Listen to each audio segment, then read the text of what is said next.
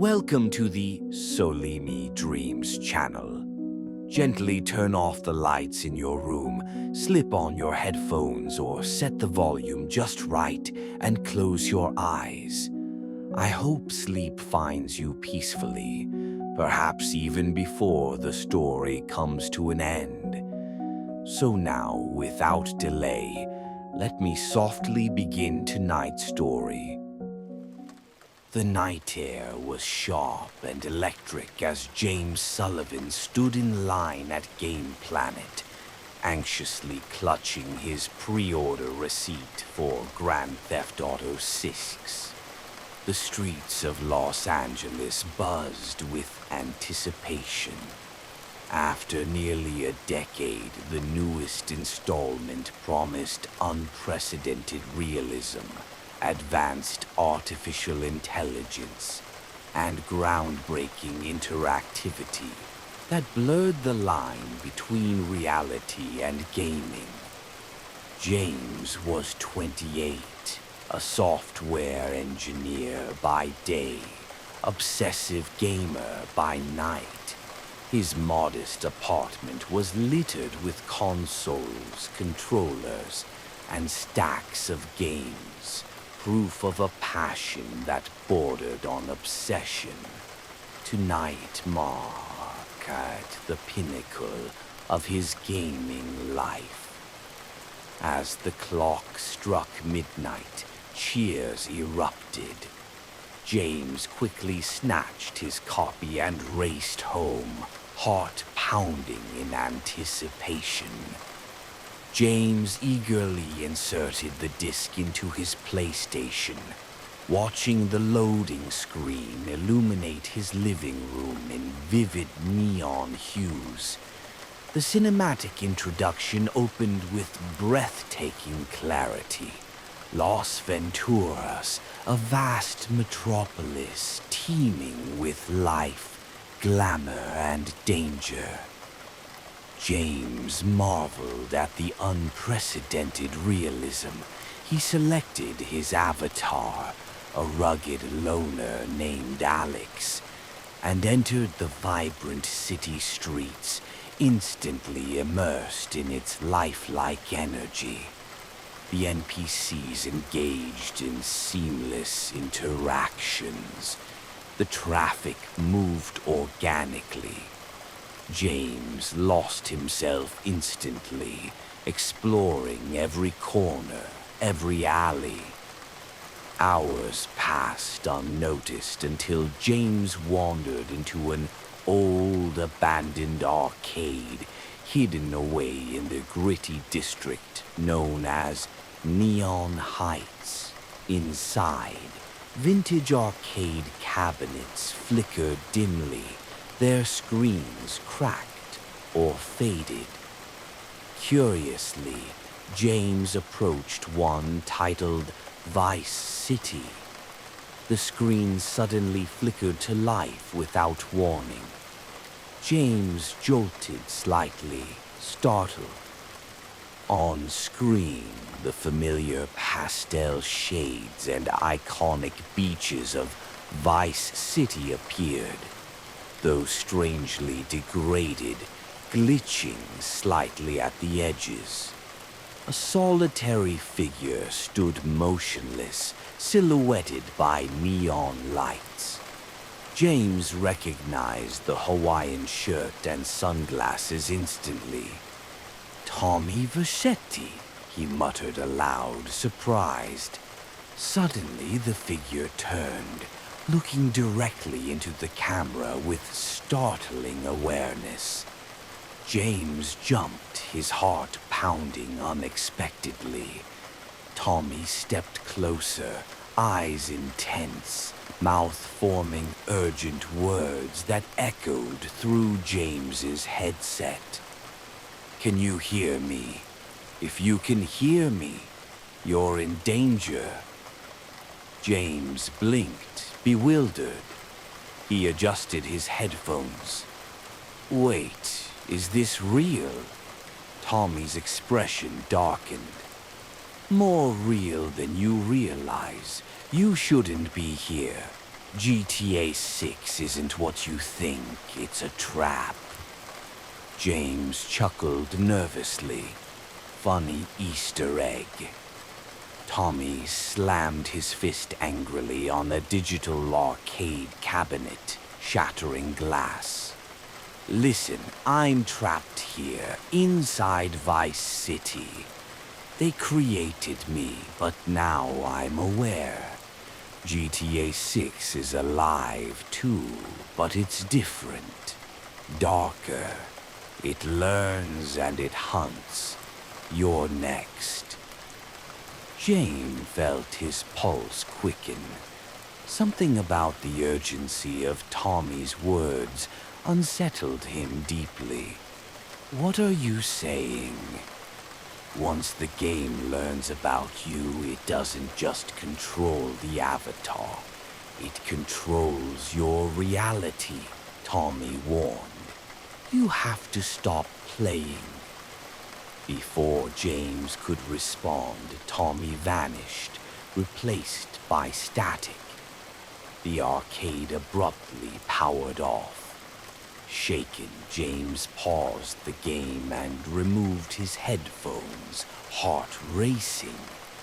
He dismissed it as a clever AI trick, yet the feeling lingered.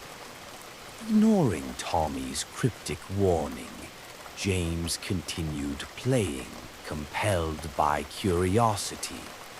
But soon, subtle oddities emerged. NPCs began staring at his character unnaturally. Dialogue shifted subtly, referring vaguely to James by name. Shadows behaved oddly, stretching unnaturally behind him. One night, while exploring Los Venturas' outskirts, James's phone suddenly rang in the real world.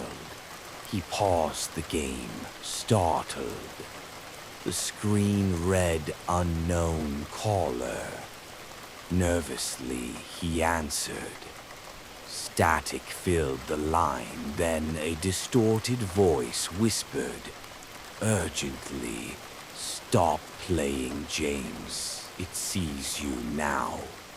James dropped his phone. Terrified, his television flickered violently. On screen, Tommy Vercetti reappeared, his face pale, desperate. "It's too late," Tommy hissed. "It knows your name. It knows you're watching." Suddenly, James felt the air in his apartment grow thick, heavy. A faint sound whispered behind him, breathing, rhythmic and cold. Heart pounding, he spun around. Nothing there, just darkness. Turning back slowly, he saw Tommy's terrified face, inches from the screen. "James, it's crossing over. You must disconnect." James leaped up, desperately pressing the power button. The TV wouldn't shut off. Panicking, he unplugged it entirely. The screen flashed, then went dark.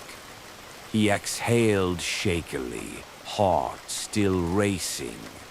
The following day, James avoided his console, shaken but determined to forget the bizarre incident.